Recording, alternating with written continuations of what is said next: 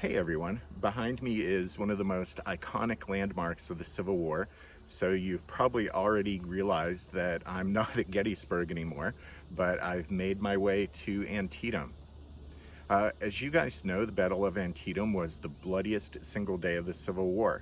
In this idyllic landscape outside the town of Sharpsburg, Maryland, on September 17th, 1862, in one day of hellish combat, more than 23,000 Federal and Confederate soldiers fell dead or wounded or were captured or were listed as missing.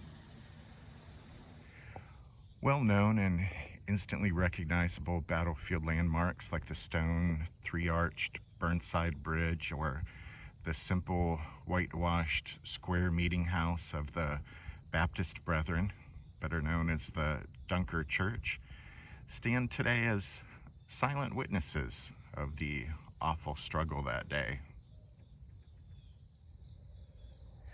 And while soldiers fought across many fields of corn during the war, only one became known as the cornfield.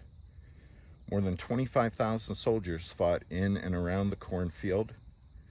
For 4 hours on the morning of September 17th, Farmer D.R. Miller's 24-acre cornfield was the center of a storm of lead, iron, and flame as Federal troops of the 1st and 12th Corps clashed with the Confederates of Stonewall Jackson's command.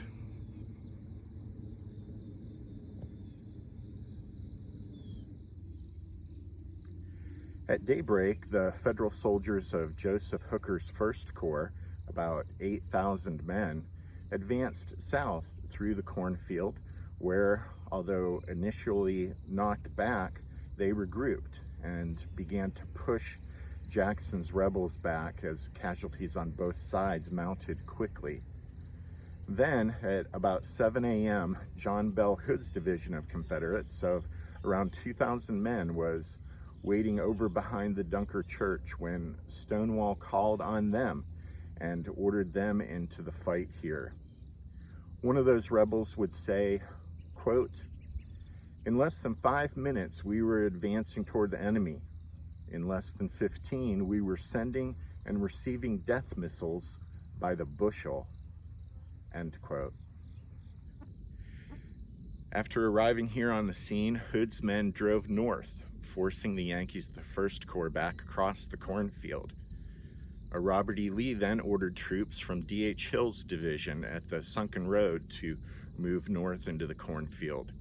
Some of those regiments attacked all the way to the northern edge of the field, where they were crushed by the arrival of the Federal 12th Corps. It was about 8 a.m. when Joseph Mansfield's 12th Corps, over 7,000 strong, arrived on the scene and drove back Hood's men and the Confederate reinforcements from the Sunken Road. During the terrible fighting, Mansfield was mortally wounded, and General Alpheus Williams took command of the Corps. At 9 a.m., there was a short lull in the action. Most of the Confederates at the north end of the battlefield here retreated to the West Woods. By that time, almost 8,000 soldiers of both sides had been killed or wounded here in and around D.R. Miller's bloody cornfield.